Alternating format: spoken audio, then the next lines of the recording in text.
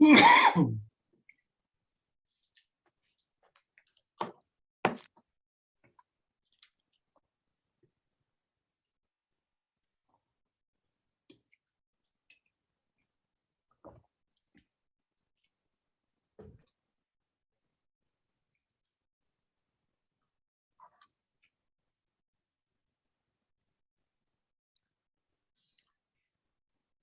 important part of this is tracking who is here. Linda, did you say that there was somebody in the waiting room?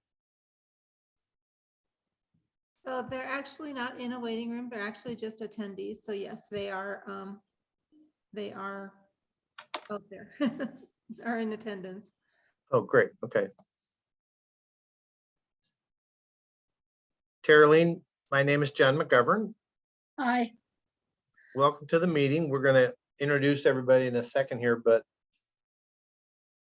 one of the requirements for the transition plan public feedback sessions is just a little bit of background about you and where you live within Los Alamos County and why you're interested in the meeting.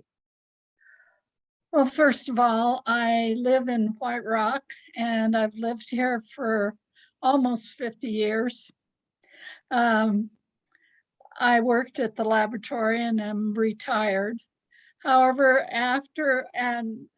during the early part of my life, I walked all these trails, and recently Audubon Society came out with Birdability, and I became interested in the accessibility of trails for those using rollator walkers. I use a rollator walker now for long distance. Big wheeled walkers work very well on many trails. And I've done about 25 different trails in the Los Alamos area. I think there are at least 8 trails that I think are very accessible to rollator walkers. I can't speak towards wheelchairs because I don't use a wheelchair. I'm basically doing this for Pajarito Environmental Education Center, which is the nature center. We are developing a website that people can make their own decision as to whether or not they think a trail is accessible to a walker. And of course, if you use a wheelchair, you'd have to make the same kind of decisions. They've repaired a couple trails that had cracks, and I really applaud the county for doing that. That has helped a lot. One would being the Canyon Rim Trail and the other the State Route 4 trail. They redid that. And so that's basically what I'm interested in. I've also got information from a person who couldn't be here. She uses a wheelchair sometimes, and she had some comments. So. Well, great. We'll look forward to further comments from you. Thank you. Corey, should we go around the table and you have the county staff introduce themselves, and then I'll introduce myself? Sure. So I'm Corey Starr, and I'm the Director of Community Services and the project manager for this project we're doing.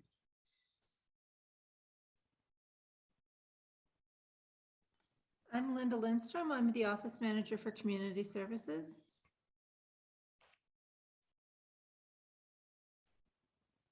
Catherine Hudspeth. I'm with Community Services Department. I work with Corey. I am the community engagement and marketing entity, along with acting social service manager in the next couple weeks. And my name is John McGovern, and I lead the ADA compliance practice for the WT group, and the county retained us. I'll talk a little bit more about our scope of work coming up, but the county retained us in 2021 to conduct access audits of sites and facilities and develop a transition plan. So I'll jump right into the scope of work. Tara-Lene, I'm not sure how familiar you are with the overall project, but the county issued a request for proposals and asked for us to do access audits of all parks and facilities. And I'll talk about how that applies from an ADA requirement perspective.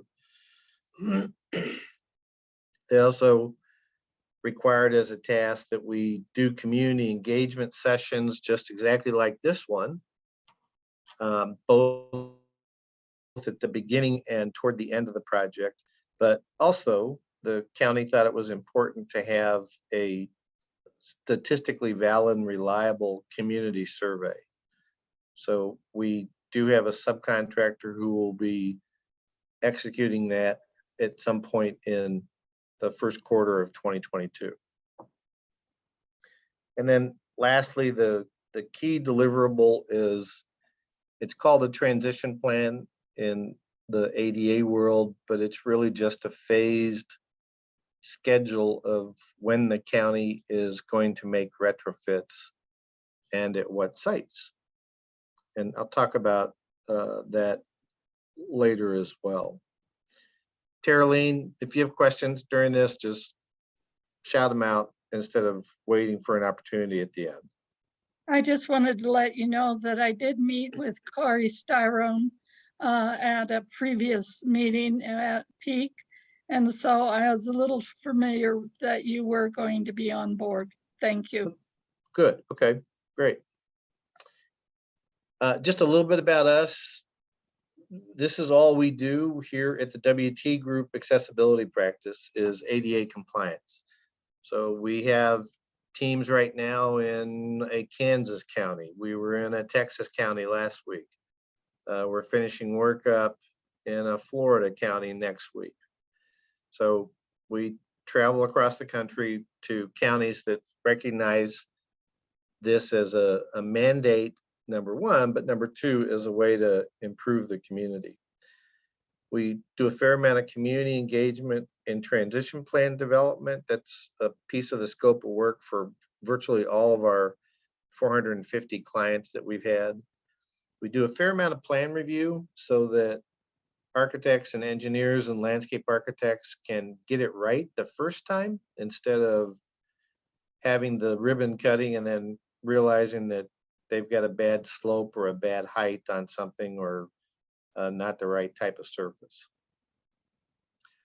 We've also been hired by a number of community services departments, in particular Parks and Recreation divisions within those departments, to talk about how the entity invites, analyzes, and fulfills requests for reasonable modification based on a disability in programs. And as part of that, we also do policy review. For example, we evaluate whether or not there is a service animal policy or a policy regarding other power-driven mobility devices that can be used on a trail. And lastly, we do a fair amount of staff training. In another life, I knew Corey when he was in a different role, and staff training for his staff was part of what we did, but we also speak pretty regularly at state or national conferences, especially in regard to parks and recreation and accessibility. So let's jump into a little bit of ADA. Tara-Lene, this may sound really familiar to you, and if it does, sorry for the review, but It's okay. And John, just yes. we do have 6 attendees at this moment, so. Oh, great. Okay. just wanted to let you know that. Let's back up. This is a good place to stop then and ask everybody to introduce themselves so that we know who they are and why they are here. Linda, can you drive so I don't have to get out of the PowerPoint? I sure can. Mr. Herbold.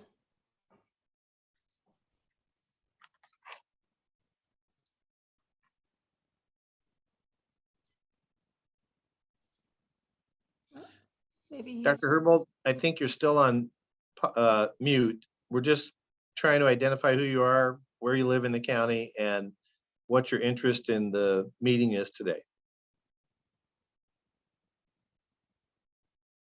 Actually, I think that is Dr. Herbold is a female from the Deaf College in Santa Fe, and I believe she is hearing impaired. All right. So she may throw something into the chat, if anything. All right. She said Yes. Yeah. And indeed, she just did. Yep. So I will move on to Lemonade Living. I believe this is Melissa Arias.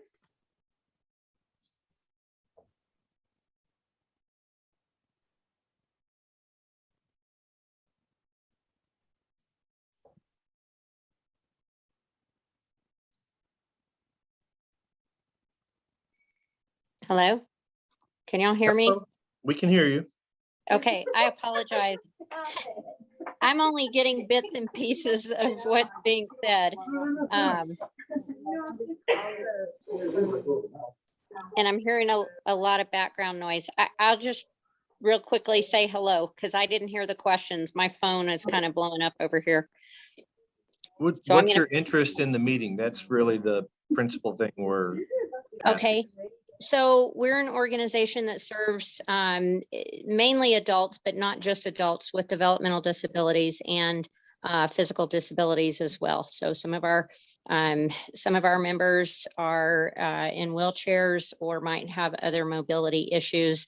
And currently, most of our programming involves a farm to kitchen jobs training program. And some of that is on unlevel ground and, that sort of thing. So we want to learn whatever we can to improve our accessibility wherever it might be in the county so that people in our organization and our sister organizations within a round table of service providers that we have here in the county so that we're all able to especially enjoy our recreational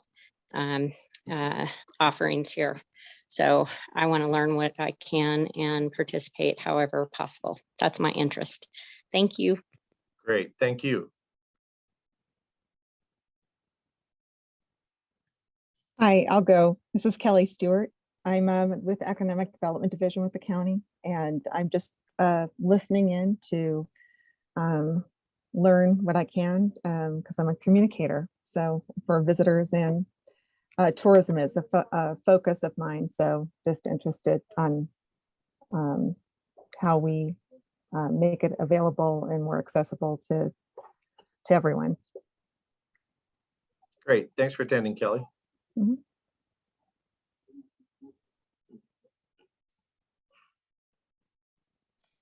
Lucy? Sure, yeah. My name is Lucy Harbor. I work for a company called RRC Associates. We're based in Boulder, Colorado. And as John mentioned, we are actually the subcontractor that is going to be conducting the community survey component of this project. So I wanted to listen in today and just get a sense of, who's participating from the community and what their needs and interests are. And in addition to that, even though we are based out of Boulder, Colorado, I actually live in White Rock, New Mexico, here in Los Alamos County. So, and I'm also a frequent user of the community services and the Parks and Recreation Department. So just also personally interested in what we're doing to help make it accessible to the community. So that's why I'm here. Nice to see you, Lucy. Yep. Mish Bove Garcia, also from the department, NMDVR. Yes, my name is Mish Bove Garcia. I'm the program manager for the New Mexico Division of Vocational Rehabilitation in Santa Fe, and I oversee Espanola. And of course, we're very interested in transition services for high school students, and we are, looking forward to all sorts of communities where we can have full accessibility. Thank you. Great, thanks for attending. And Ruth.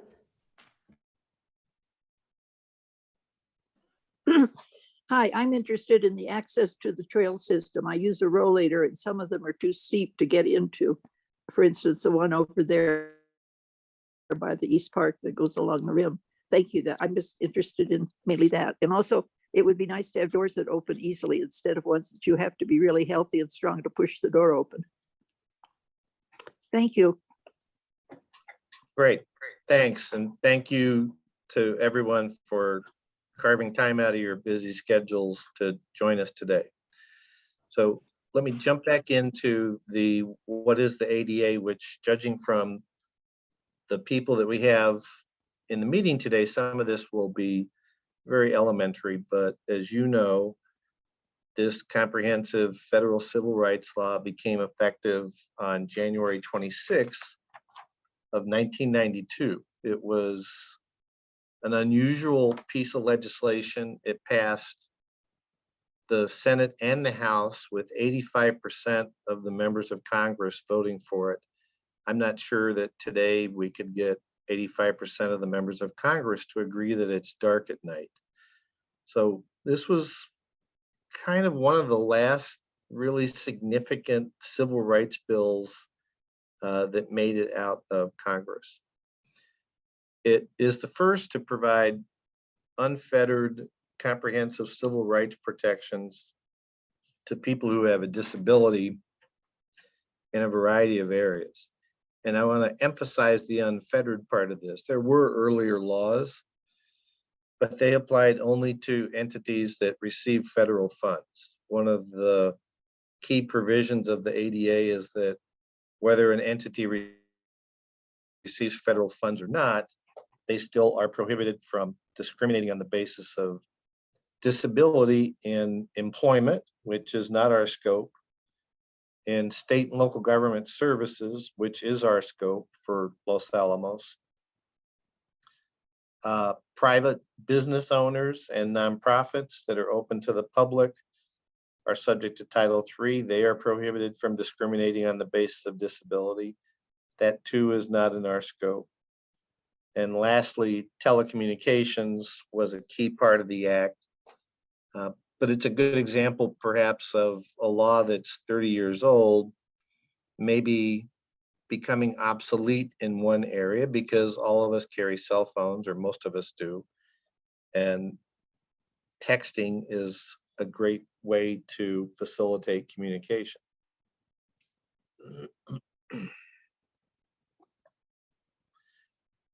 A little bit about Title II, the portion of the Americans with Disabilities Act that applies to the county services, parks, and facilities. There are some key provisions regarding sites. One is the second bullet point, and that is found in the regulation at section 35.151.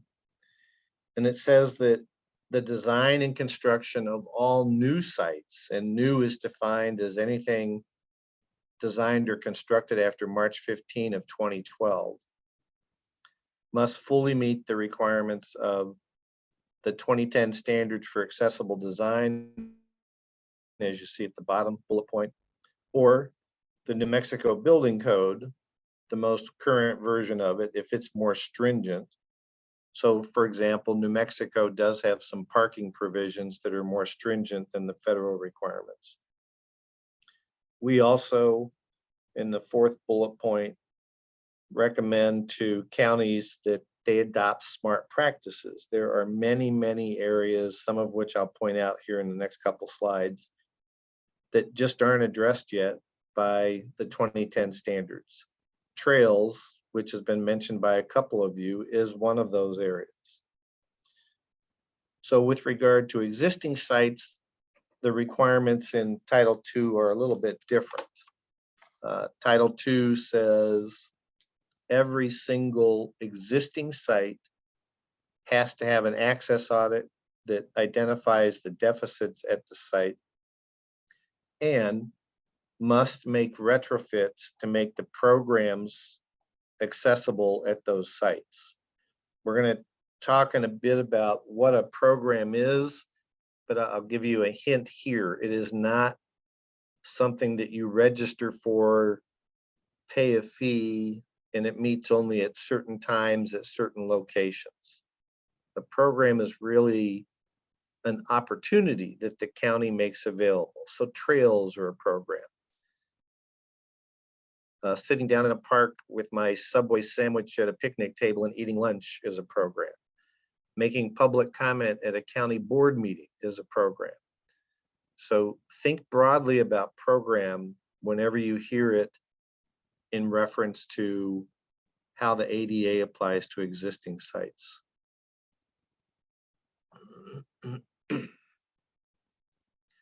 A little more about Title II, and some of this goes beyond facilities, and we will weave some of this into our final deliverables to the county. But the top bullet point makes it really clear in the Title II regulation at section 35.130D that the county has to make programs available in the most integrated setting. It's all right to have a separate specialized program, but what the county cannot do is require persons with disabilities to participate only in that program. If I have a son who uses a wheelchair or is on the autism spectrum, and I want him to participate in county programs alongside his neighbor kids who don't have disabilities, then he has the right to do that. He also has the right to use separate or specialized programs too. The second bullet point is really related to the first, and that's that the county must make modifications to support participation by people with disabilities. The Title II regulation does a good job of listing some elementary type of supports, and those include providing a sign language interpreter, providing extra training for staff, acquiring and providing adaptive equipment like you might use at a golf course, changing rules and policies, providing a better staff ratio for programs that have kids who might have a cognitive impairment, for example. Then there are a handful of court decisions as well that have, let's just say, helped to clarify what a reasonable modification is. In a neighbor state to New Mexico, there's a really important decision out of Arizona from around 1993 that requires sport and parks and recreation agencies to conduct assessments when a person with a disability asks for a modification. So there's been a fair amount of activity here over the last 30 years, and that's been good guidance for parks and recreation agencies around the country. The third bullet point is a bit nuanced. Many counties, many cities have contractors or concessionaires. Sometimes the contractors actually run county facilities like a golf course, for example, or a swimming pool. If that's the case, the county, in its agreement with the contractor or the concessionaires, must require the contractor or concessionaire not to discriminate on the basis of disability. So this too has been an issue at a number of lawsuits around the country, and the results of those lawsuits have helped strengthen this as one of the regulatory requirements. Last but not least, on this slide, the county must also ensure that processes for people who have a disability, as far as how they access county programs, are not more difficult than they are for people without disabilities. A agency in New Jersey sent me a registration form from another Parks and Recreation department, and it required persons who wanted supports and programs because of their disability to register, but then call the director. Well, nobody else has to call the director. It's good enough for everybody else who doesn't have a disability to register for the program. And if there's room in the program And if my Visa card clears, then I'm in. So why do I have to call the director if I have a disability? So simple things like that were purposely called out by both Congress and the Department of Justice as things that were unfair to people with disabilities and actually caused people to avoid participation in local government programs. Back to the idea of program access, this is really one of the most essential elements of how the Department of Justice and how the Congress wanted to approach existing facilities. So we already talked about the second bullet point here. Programs are to be broadly defined. Yes, a summer program or an after-school program or ski lessons or golf lessons. Those are indeed programs. I pay for them and I show up at a specific time. But again, as I mentioned earlier, think of programs as opportunities. So trails are an opportunity, and that is, I'll give you a clue here, difficult because trails are not yet part of a final and enforceable standard. That's why in our work, we always suggest adhering to smart practices like the highest federal level writing that does give guidance on what makes a trail accessible. The Department of Justice has also made it clear, both in court decisions and settlement agreements and in their own advisory language, that not necessarily every existing site must be made accessible. That also applies to not necessarily every asset at a site. So if I live in White Rock and there is a park that is across the street from me and it has a playground and my son uses a wheelchair and engineered wood fiber is difficult for him to use as a playground surface. If there's a park 2 blocks away that has poured in place rubber or interlocking rubber tile, arguably you could say that the site in front of my house can stay the way it is because within a couple block distance, there's a site that has an accessible surface. This is a site-by-site call. There's not a lot of guidance from the Department of Justice on this particular issue. We have always, in our work, recommended a minimum of 1 of 3 recurring assets. So if the department operates, I'm going to make up a number here, Corey, 30 playgrounds, then our goal will be to find 10 that we think within the transition plan, the department can make accessible. And then in 2027, when you're replacing another playground because it's aged out, it would be new construction. And so as we talked about in the earlier slide, it would have to be made accessible as well. So you now have 11 out of 30 until you slowly work your way up to most out of 30. The bottom bullet point is also important to reference. The Department of Justice has not made clear the number of years that a city or a county has in which to make all of its retrofits occur. They have made that clear if you're in the middle of a settlement agreement or a dispute in court. And that typically has been 3 to 4 years. So in a community not too far from you, there was a settlement agreement that required that county to make all of their non-compliant physical assets compliant in a 3-year period. That's really difficult to do for almost every county or city. But that's if you wind up in a dispute. If you're not in a dispute, the way I like to describe this is the county can stay in the driver's seat. You can meet the mandate in a way that is consistent with your own resources, but gosh, importantly here, you must act in good faith. We urge every county to make certain that funds are budgeted and expended every year for transition plan activity. So why audit the facilities? I think those of you in the meeting are going to understand the rationale here pretty easily, but looking forward as renovations are being planned, it helps if the county knows where the deficits are so that the retrofit of those deficits can be built into future plans.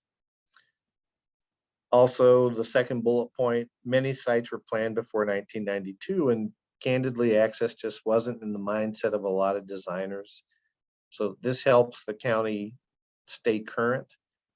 I've mentioned designers a couple of times here. I think it's fair to say that 95% of architects and engineers and landscape architects understand the requirements of the 2010 standards and draw to meet those. They execute that clearly in their deliverables.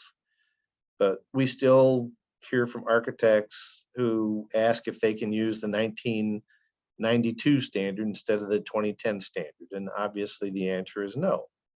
Things change over time and you have to stay current. But I think the bottom bullet point is really the best reason for why you audit facilities. It's the right thing to do. Los Alamos County does not want to have sites that, by their design, exclude people who have disabilities from enjoying the programs within. I want to talk a little bit about our process before we talk about the transition plan, and then after the transition plan, we'll see some pictures. So we were in Los Alamos and White Rock the week of November 5th, I believe it was.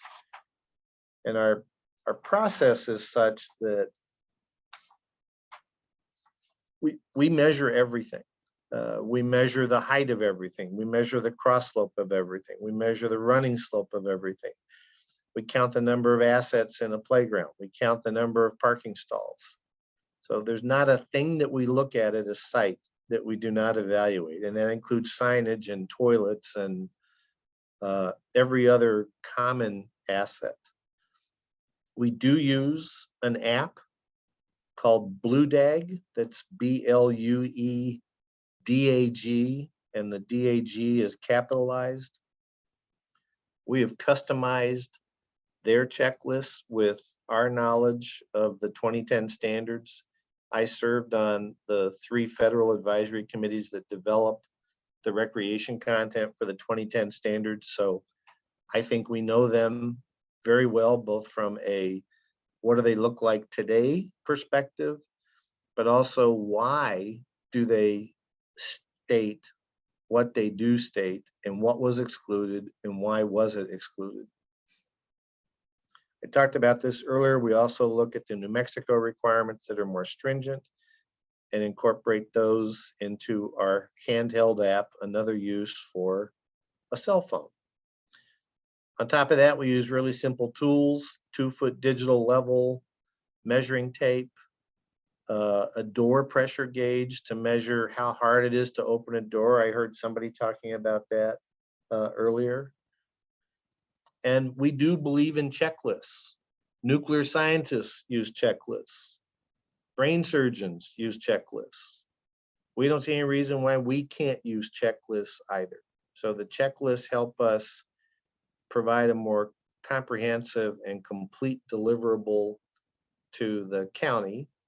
And the checklists also, by the way, note many times areas that are compliant at the time of the audit. We do work in 2-person teams. I should go back and talk about that a little bit. We typically work in 2-person teams. We do from time to time have 3 people at a site if it's a particularly large site, and we divide up the assets at the site. So when we come back out, Corey, it'll probably be 2 teams of 2. So what is a transition plan? A transition plan is a requirement. I got an email today from a city here in the Midwest saying, is it really a requirement to have a transition plan? And it is, and it must have 4 things within it. It must describe the deficit. It must recommend a solution. It must name the person responsible for removing that barrier or deficit. And it must note when the barrier will be removed. Candidly, the Department of Justice and Congress probably didn't have in mind local government finances in 1990 when they were debating this and passing it. So there is no requirement to include cost references for planning purposes. But we certainly know that no county can put a transition plan together for 8 to 10 to 12 years of work without having an idea of what the cost will be. So we always provide that. And Los Alamos County, when they issued the request for proposals, required that as well. I think a key in the transition plan process as well is that access retrofits should be dispersed throughout the county. You don't want all of the retrofits occurring only in White Rock or only in Los Alamos. You want them spread around so that no matter which quadrant of the county I live in, I have access to sites that are going to be retrofit. I talked about recurring sites earlier in our 1 of 3 approach. I should also talk about unique sites and how they're treated in a transition plan. If there is only 1 library, then it is difficult to move library services to another facility. I'm not saying that it has never been done, but it's difficult to do it. If there's only 1 county commission building, then it's difficult to move county commission meetings to another site. If there's only 1 county jail, it's difficult to move detention and certain law enforcement functions to another site. So unique sites do tend to have a higher priority. The magic question here is stretched out for how many years? Just moments ago, I said anywhere from 8 years to 10 years to 12 years. That's typically what we have seen for counties that are focusing on their parks and recreation assets.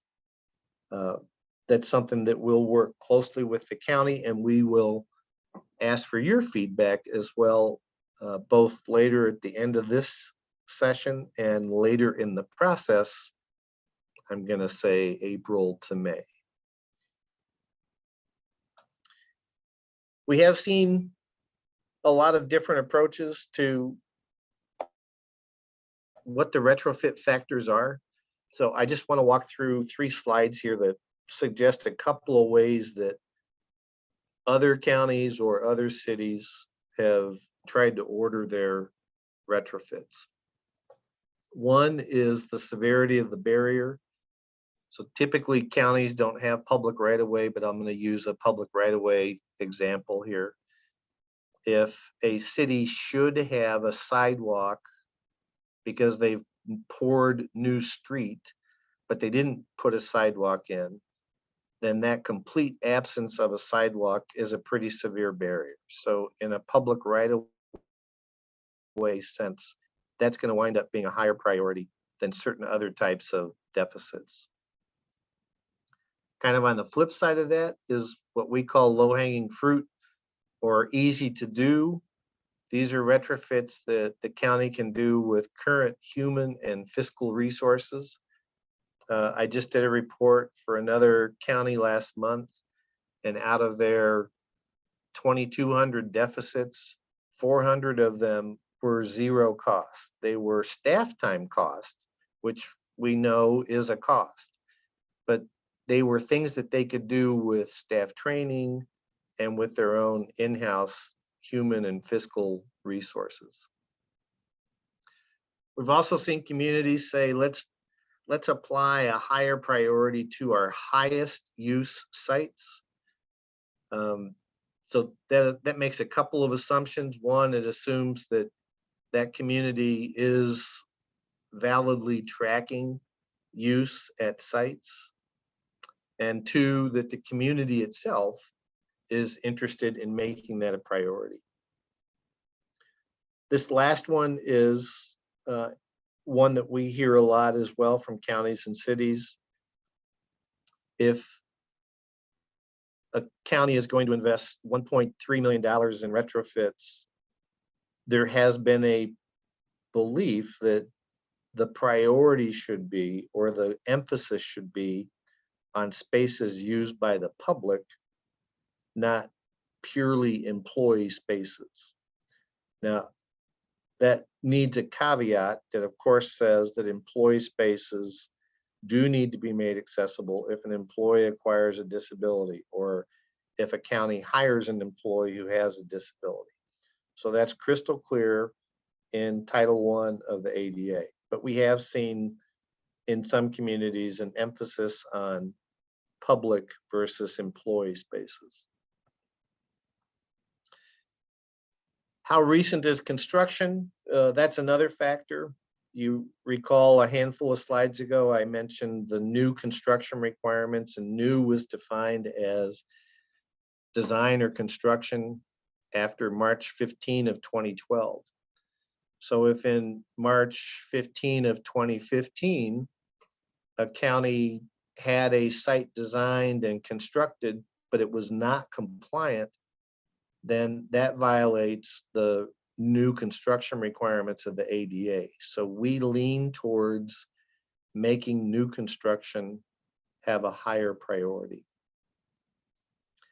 Repurposed sites are always more difficult to manage. A repurposed site might be an old school that, and by old, I mean 1900s, and it's just not suitable as an education facility any longer. Those often wind up being given to a Parks and Recreation agency for some use. So repurposed sites are very, very difficult and typically require more years to retrofit, as do sites at which there is a partner.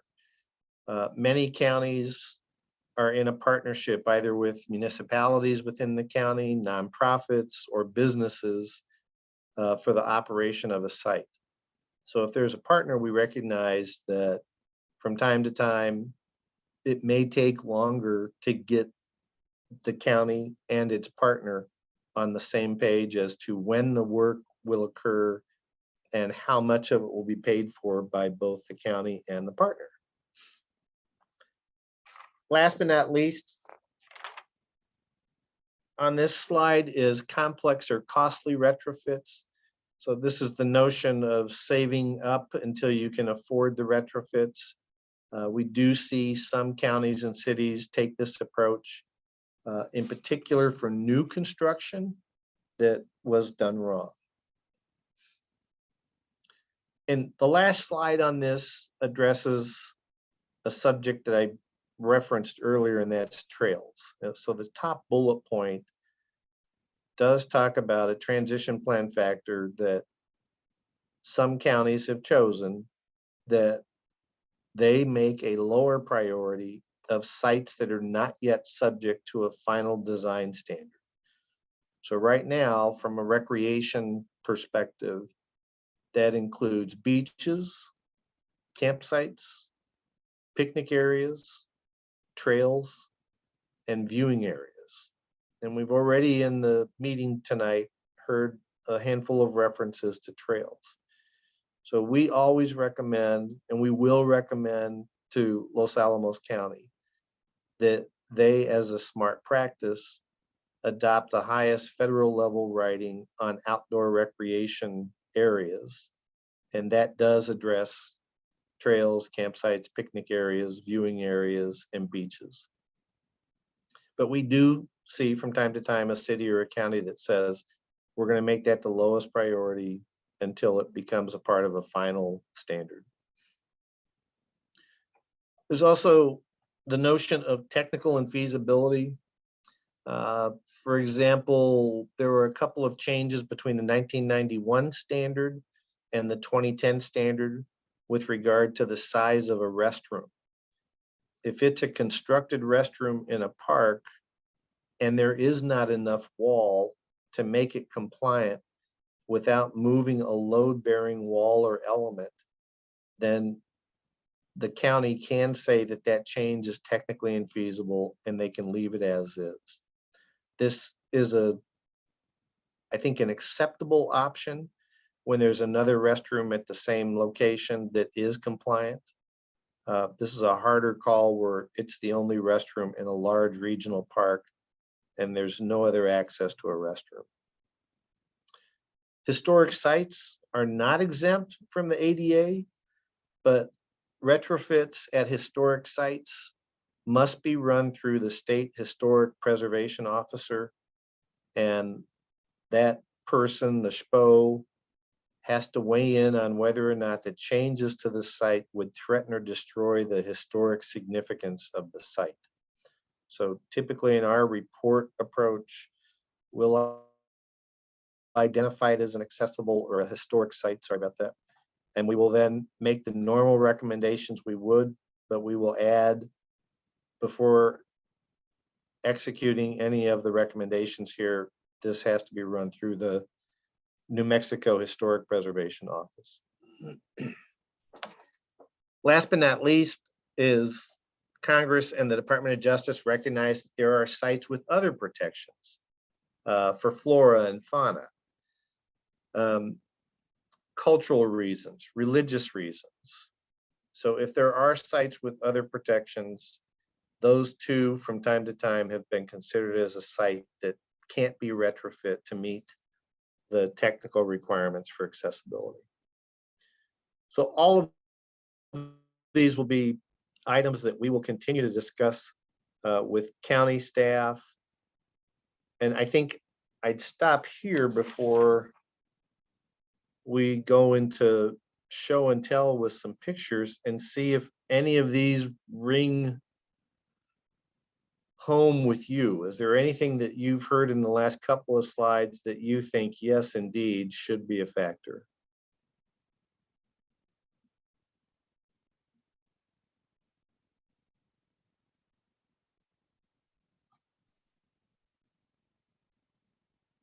Taraline, I see you unmuting. Oh, I'm really impressed with the presentation. It's very informative. I was a little, I do believe that not every site has to be accessible, but at least you have to have enough sites that are accessible that people have some variety, not just the same site. And I do believe Los Alamos does have, Los Alamos has some sites. I'm not sure about White Rock. There are a couple sites in White Rock that I feel are accessible. Others, I'm not completely convinced. I agree with you. I didn't use this part of the example, but when I was talking about recurring assets, if I'll just use the same numbers I used. If a county has 30 playgrounds, is it right for them to say we're making the program of playgrounds accessible by making one of 30 accessible? And Taraline, I think that's not fair. No. I don't think, though, that you have to start with 30 of 30 either. I believe that's true. So it's different for each community, and that's part of what we'll try to figure out as we go through this process. One person mentioned the slope on the Mesa Trail.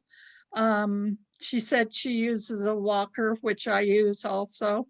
Again, the beginning part of that side is way too steep. You have to go to the very other end.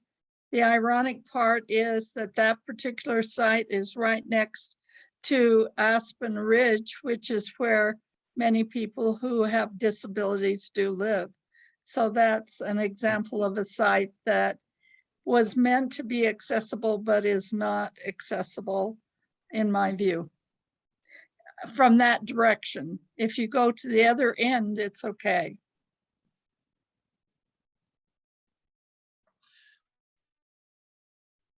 That's a good point. Thanks. And reminds me of something else I should have said too.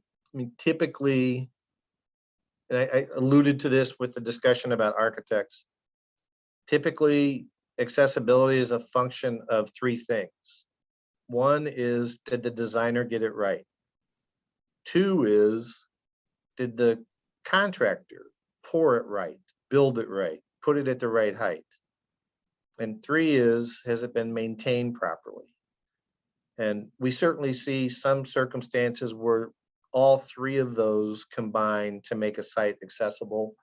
We've seen other sites where it is just design. We've seen other sites where it's just maintenance. And we've seen other sites where it's just construction or installation. So that's part of what we're looking for when we're at the sites conducting our site audits. Any others with a comment? And if not, I'll move on. I don't want to go ahead though if somebody else might have something. And I'm going to go ahead. So let's show you a little bit of what we saw November 5th. We had a 2-person team there. Again, they're using our app, and we believe we measure everything. So here's some of the things that we saw. In the top left, there's no accessible parking that's marked in compliance with New Mexico requirements and the requirements of the 2010 standards. So this is a pretty common deficit for us to see at certain types of outdoor recreation facilities, but nonetheless, it is non-compliant. Excuse me. In the middle, we have an image of, and I think you can actually tell, I asked the staff if they held the camera at an angle for this, but I think you can tell that the parking stall here and the aisle, the slopes are too steep. They're at 3.5%. The maximum for the slope in any direction in the access aisle and the parking stall is 2.08%. So that's almost double what the requirement is. I'm going to move the pictures of you all out of the way here. On the right, we've got an accessible surface. That's good, but it's in disrepair. So gaps cannot exceed 1/2 inch. And in that top image, you see what looks to be about an almost 6-inch gap. And then in the bottom right, it looks like about a 3-inch gap. So again, these are pretty common in mountainous areas as well as areas that get a fair amount of water impact. So, we recognize that. We're just here taking notes, so to speak. Our job is not to tell you who did it wrong. Our job is just to tell you if it's wrong, how to fix it.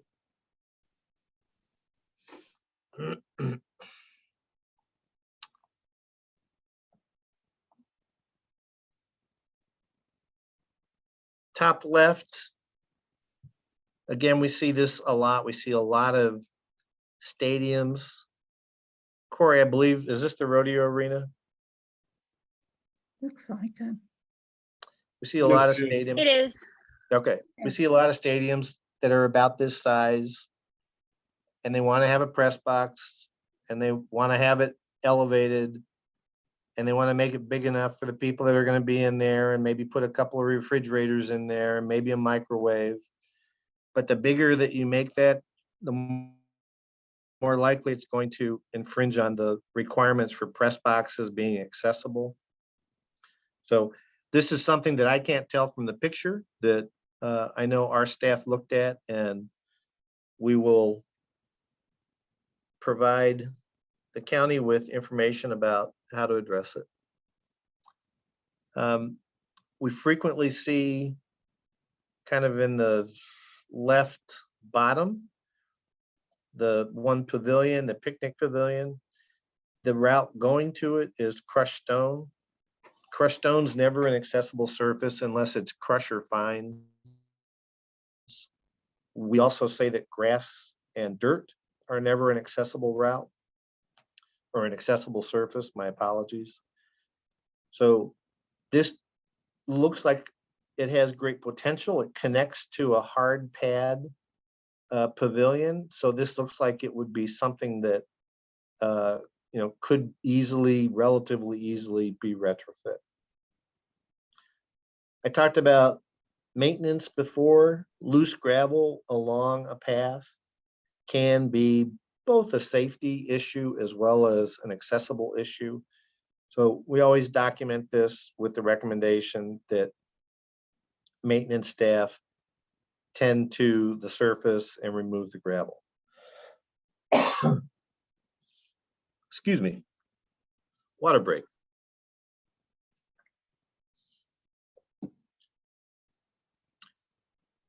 Bottom right, some difficult slopes. Looks like we have a running slope of 15.1%.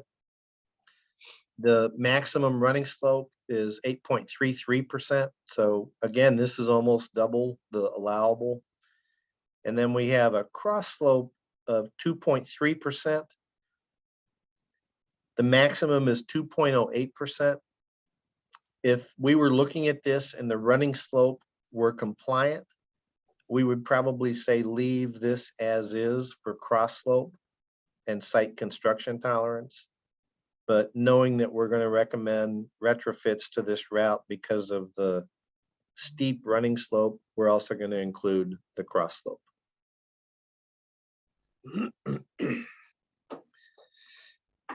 Another requirement that we look for is park amenities. So let's see, I see a picnic table, I see a garbage can, I see a grill, I see another table out there. So all of those have to be on an accessible route. Let me rephrase that. Again, let's describe this as the program of using a picnic table. So if there are 5 picnic tables at that park, one of them must be on an accessible route and must be of an accessible design. If there are 5 grills, one of them must be on an accessible route and must be of an accessible design. If there are 5 garbage cans, I think you're getting the point here. One of them must be on an accessible route. If there's a plastic dog waste bag dispenser, it's got to be on an accessible route. Water fountains have to be on an accessible route. So all of these are things that we're going to pick up that might be subtle in the sense of how do you look at this as an accessibility issue. Again, the picture on the right, we've got a route failing to connect to the park assets, and that's the playground there. It looks like there may be another story there with regard to construction or backfilling that land. So we will know more once we talk with the county, once we have our reports in hand. Parks and play areas have some pretty specific requirements. You do have to provide access to playground equipment for children who use a mobility device and for adults who use a mobility device who are trying to chase their children up the equipment. So the picture on the left and the picture in the center shows what's known as a transfer platform.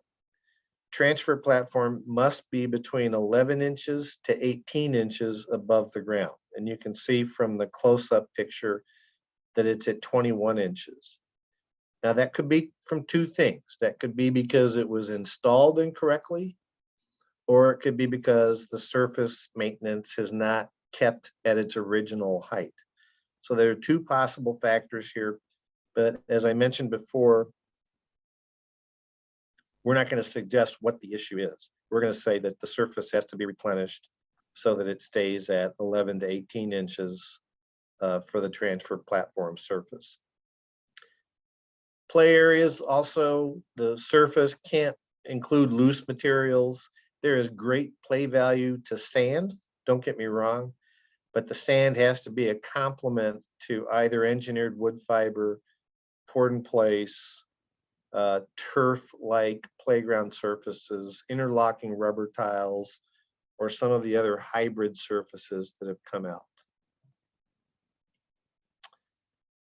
Restrooms, one of the oldest designs known to humanity, and we very rarely see a perfect restroom. So in the image on the left, the lavatory is mounted too high. The image on the right, the pipes lack insulation. That's a $19.99 fix typically.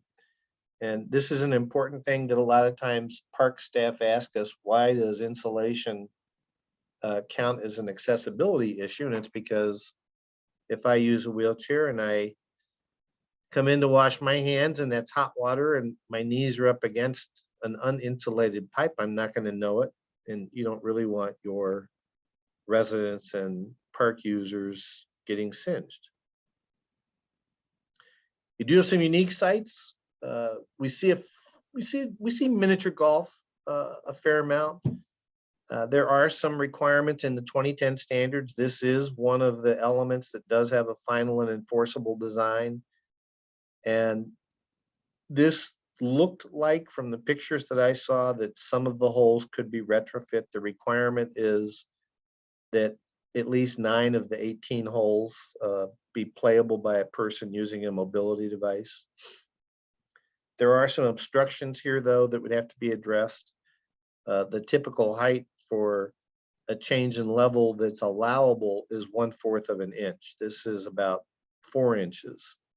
So many times we've seen miniature golf courses replace these hard bricks with kind of a folding barrier or wall that will stop a golf ball, but will allow a person in a wheelchair to roll over it. Rodeo stadiums, we've seen a couple. I'm going to say that we could probably predict what these were before we saw them. It's going to be a difficulty with accessible parking, a difficulty with an exterior accessible route from parking to the seating, and then difficulty in getting me up to the seating.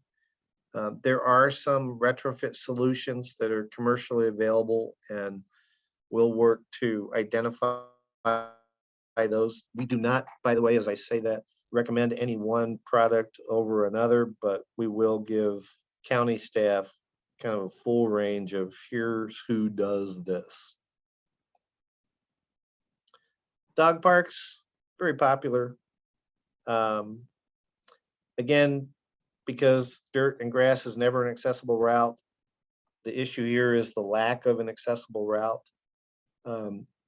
We're not going to encourage you to pave the entire dog park. That kind of defeats the purpose of it.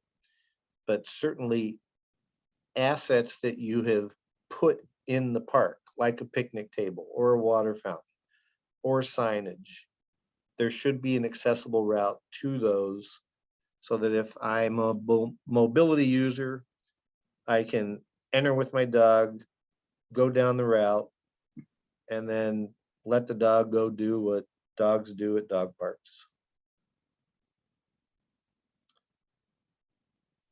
So that's some of what we saw. I just wanted to give you a sense of, how we look at a site and some of the things that we saw.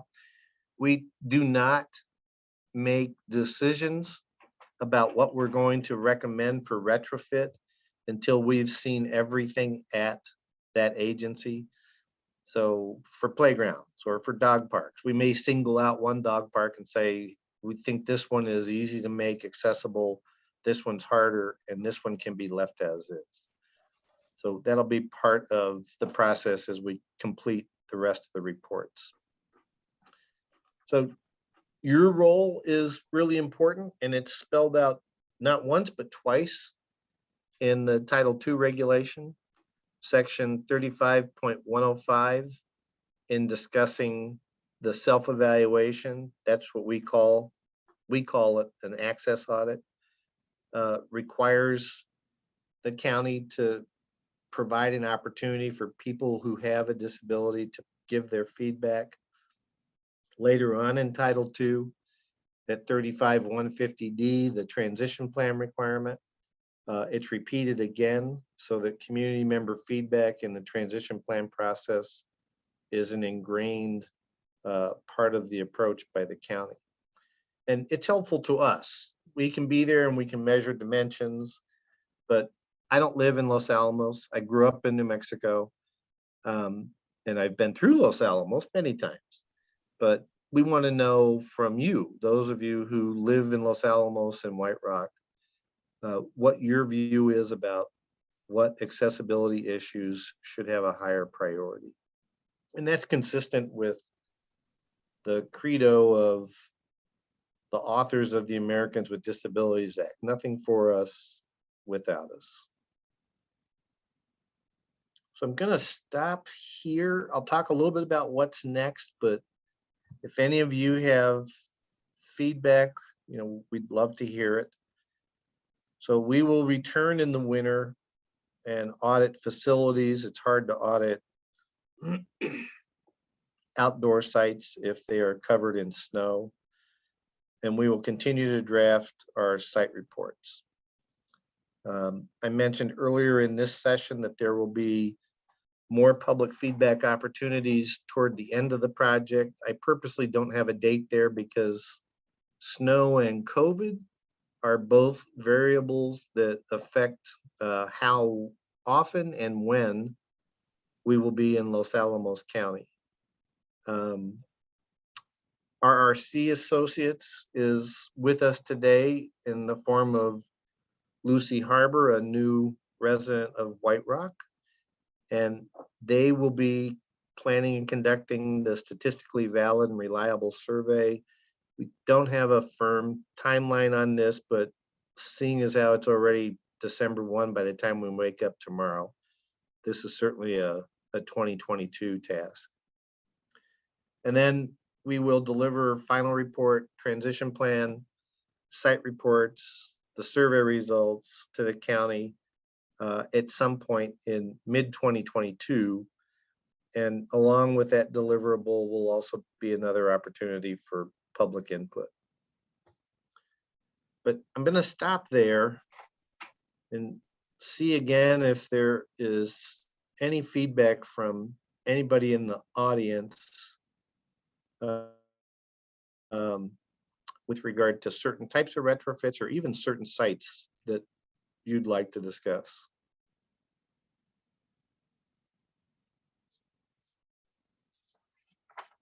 So I think I'll just mention some comments that Dr. Herbold typed up in the chat if you don't have access to those, John.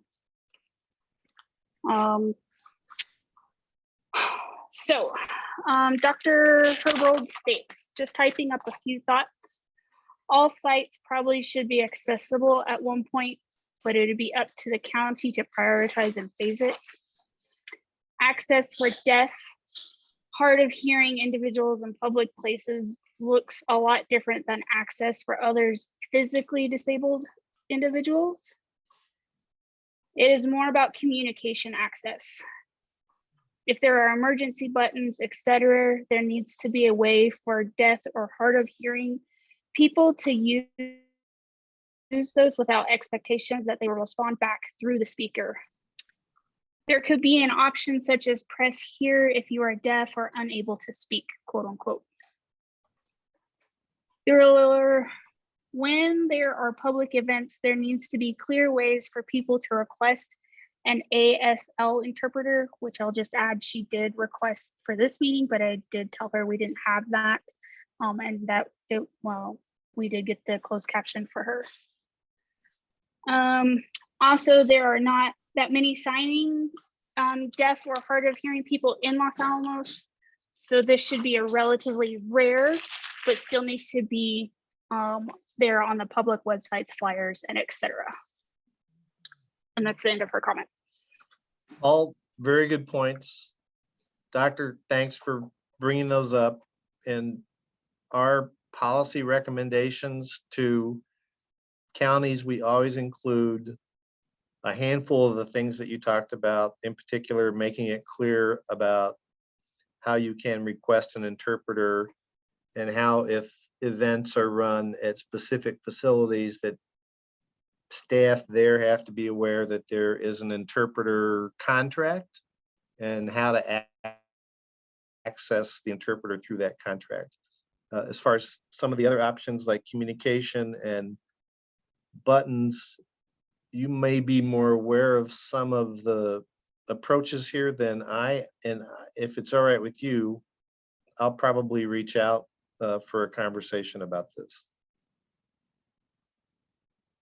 Looks like we have another message from, oh, please do reach out. Thank you, I will. I'd like to mention a couple things that were mentioned to me by Jean Pickard. She uses a wheelchair sometimes. She sometimes, well, her one leg is fused, so her leg is out stiff.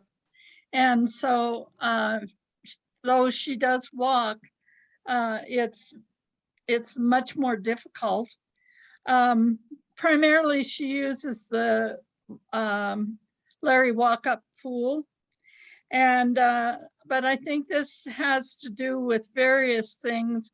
The door that they installed, by the time you get a wheelchair in, you turn it around, the other door has started to close. So she would suggest that it's a simple fix just to increase the time that that door stays open. The wheelchair turnarounds are really tough, and in the dressing room, there's one site that, yes, you can turn a wheelchair around, but it's really tight and you can get stuck in it. So that sort of thing.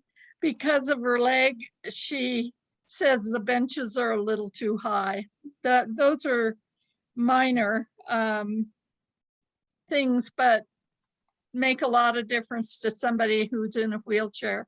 I agree with you that restrooms are very difficult. I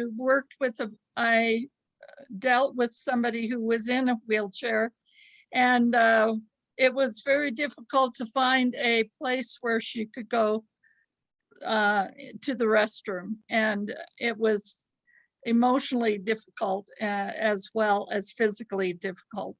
So I would encourage the county to make sure they have at least some really truly accessible wheelchair turnaround type sites for restrooms. Those are great comments. Thank you. I would like to find out a little bit more about how we contact you to give you any information that we might have. You can, I'll give you my email in the chat box. I would ask you, if you're reaching out to me, to also copy Corey at the county. Sure.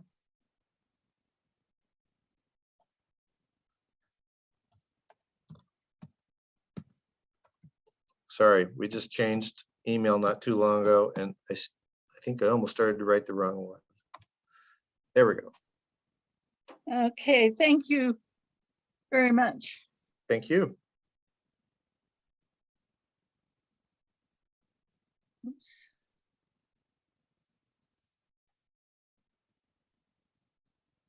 County staff, anything you'd like to add?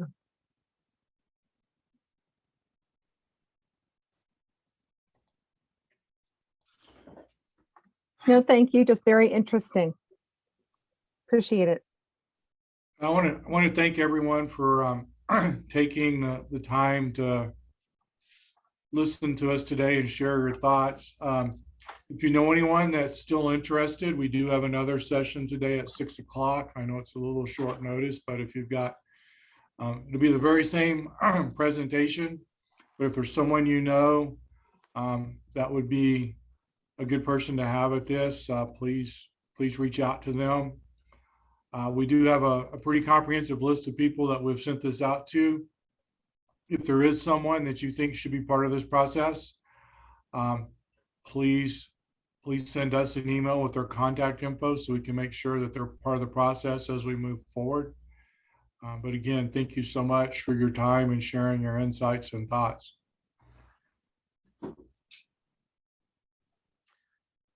Thanks. And tonight will be a tiny bit different too. The two of the staff who have been involved in auditing the sites will be joining me for the Zoom meeting. So you'll hear from somebody who had eyes on, so to speak.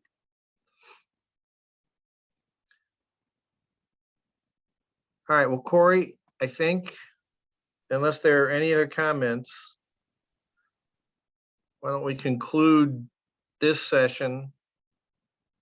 Linda, when you get the recording, if I can have a copy of it too, so I can put some notes together. Absolutely. Would you like a copy of the transcript as well? Sure, yes, thanks.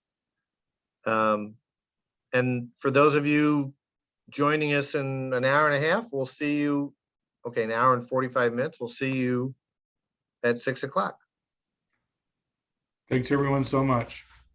Thank you. Thank you. Thank you.